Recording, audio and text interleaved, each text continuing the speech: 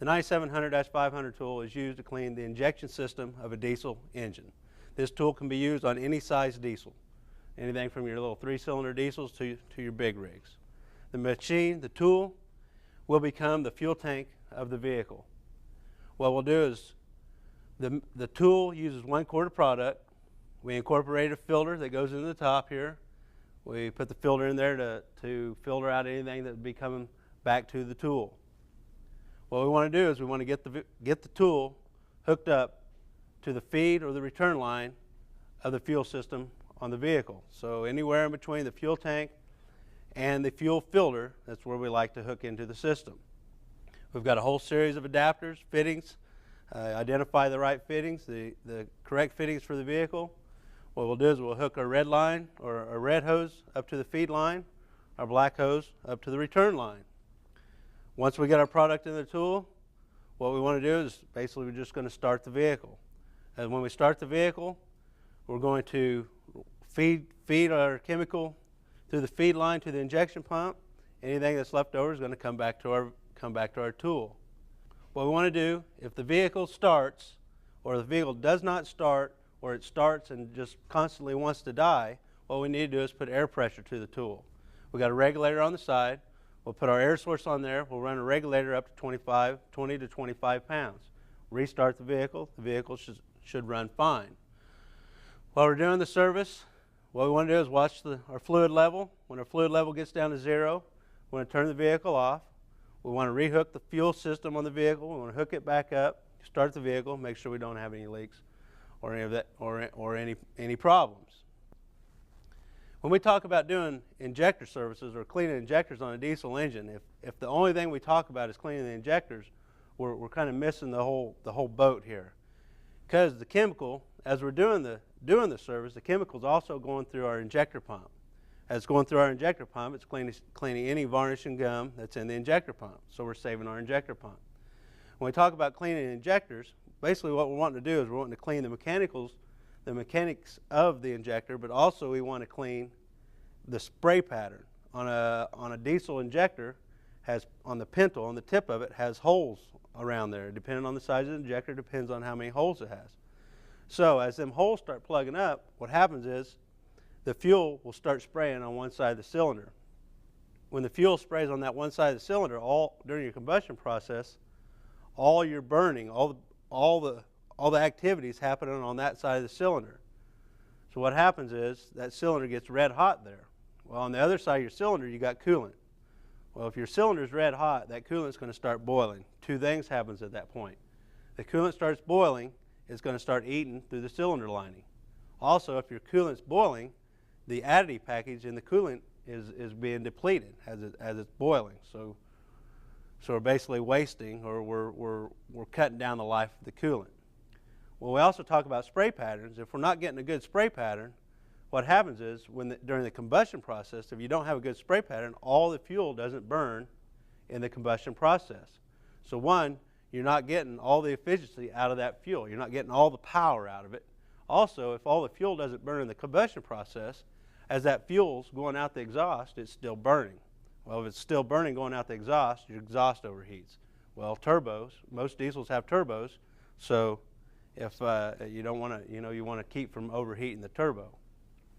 So we're not only cleaning our injectors, but we're also cleaning and saving our injector pump, cleaning our injectors like we talked about. We're improving our spray pattern. We're cleaning, not cleaning, but we're saving our cylinder lining, we're saving our coolant, and we're saving our exhaust system. Not to mention getting more power, more power out of our diesel fuel.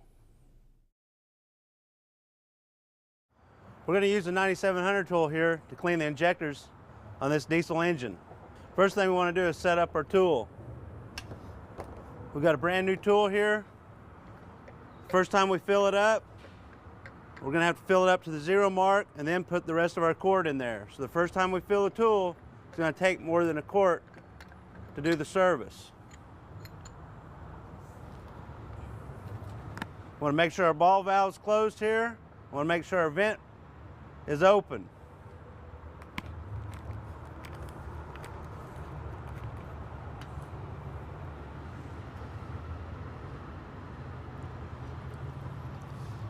I'm just going to go ahead and put the whole quart in there, and I'll use the next quart to top it off to the quart mark.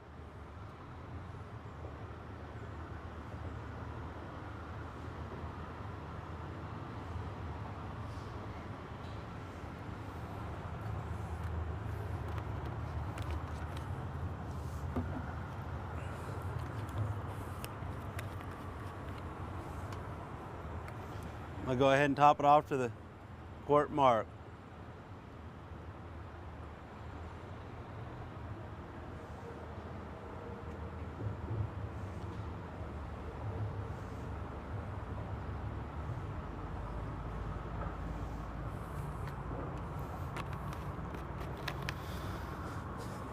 The top of the tool, I'm going to place our filter. I'm going to put our lid back on the tool.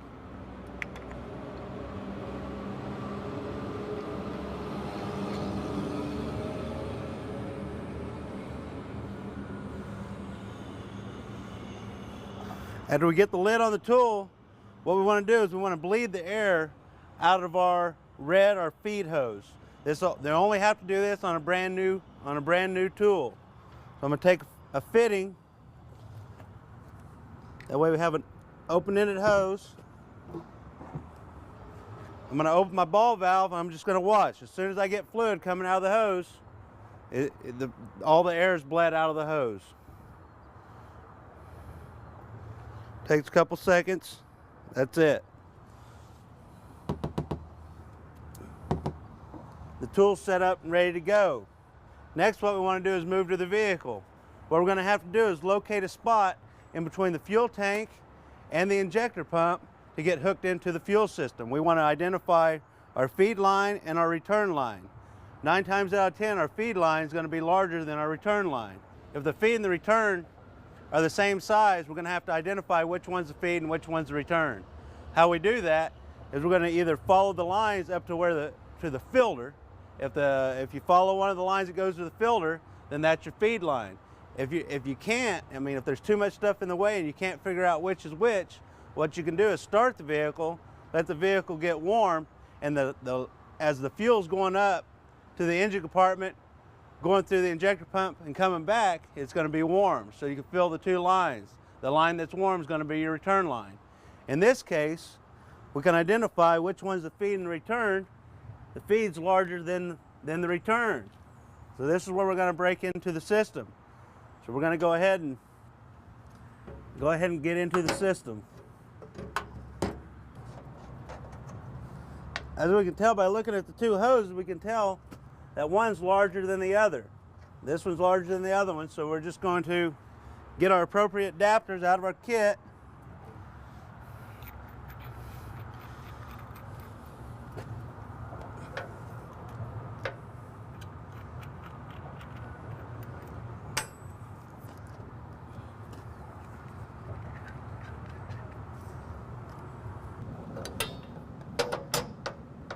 After we get our fittings onto the fuel lines, we're going to hook our red hose, which is our pressure hose, feed hose, up to the large line,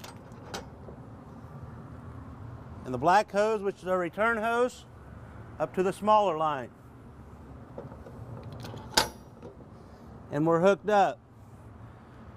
One thing we want to talk about is lift pumps or supply pumps. A lot of vehicles will have a supply pump in the tank or along the frame rail somewhere.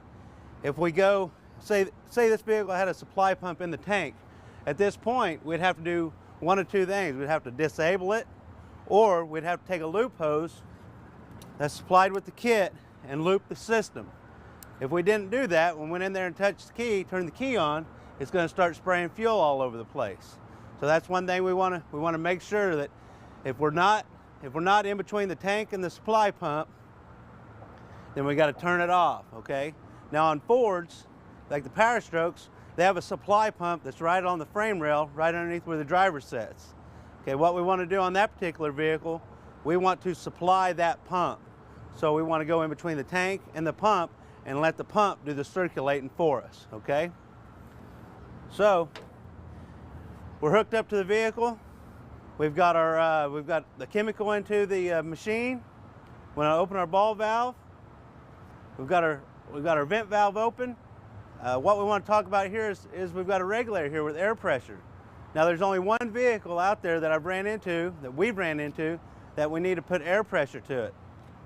And that would be the early model GMs, the 6.3s, the 6.5s. Now, what we're going to do, we're going to go ahead and get in here and we're going to start the vehicle. Now, if the vehicle doesn't want to start, that tells us that we're going to want to put air pressure here. We want to run a regulator up to 20 to 25 pounds. If the vehicle starts and then dies, that tells us that we're going to have to put air pressure to it. So what we're going to do at this point, we've got our vent open. We're just going to go ahead and start the vehicle and see what happens.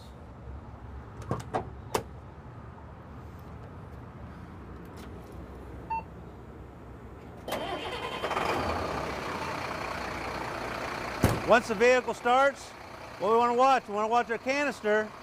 We want to make sure what's going to happen is our chemical is going to go down through the supply line and come back to our return. We want to watch and make sure that we start having flow come down through our return.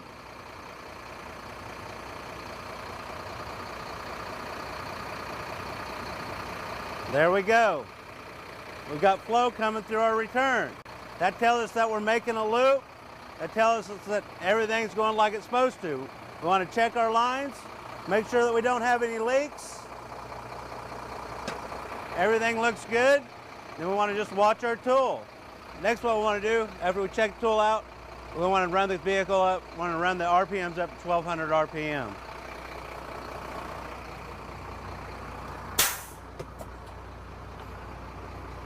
This vehicle actually has a high idle, so we can run the idle up.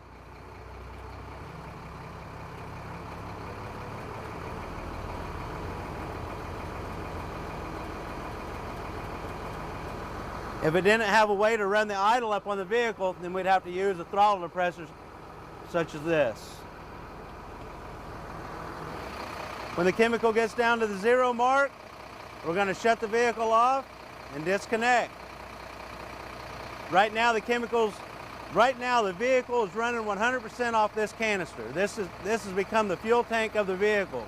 We've got our chemicals going through the supply line, going through the filter, going through the injector pump, going through the injectors, and whatever's not being used is coming back to our tool, just in a constant circulation. Normally it takes 20 to 30 minutes, depending on the size of the vehicle, depends on how much we run through here. Now in a large vehicle like this, it might be a good idea to go ahead and run two quarts through it.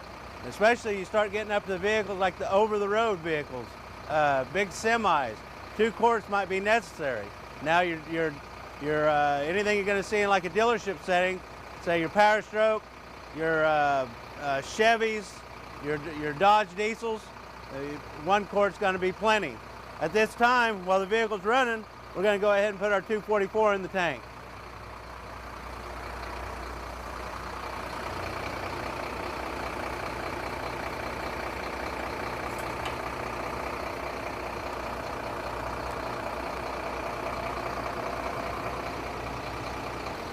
As we can see, we're getting good flow coming through the machine. You can see our filters. We got some strainers on the top of the tool. You can see the flow. That's telling us that everything's going well.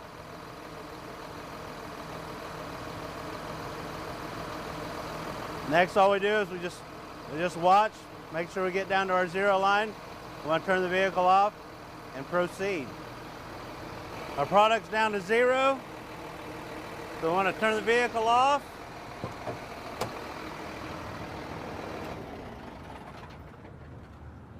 We'll close our ball valve. Now we want to disconnect from the vehicle.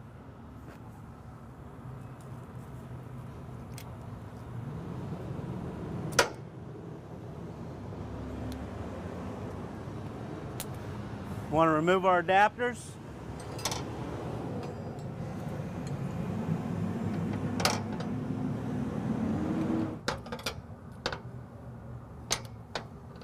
I'm going to have some diesel fuel come out of the lines.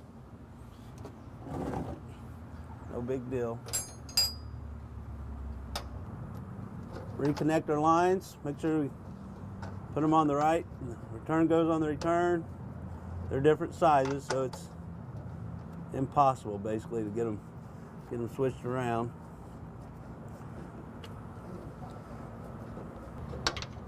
We got a return on, our feet on.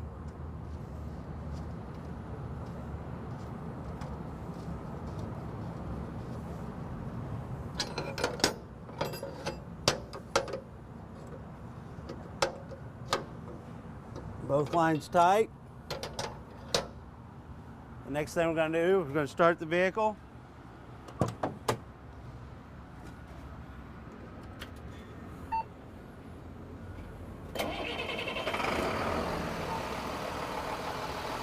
Make sure we don't have any leaks at our fittings. Make sure the truck's running right, and the service is complete.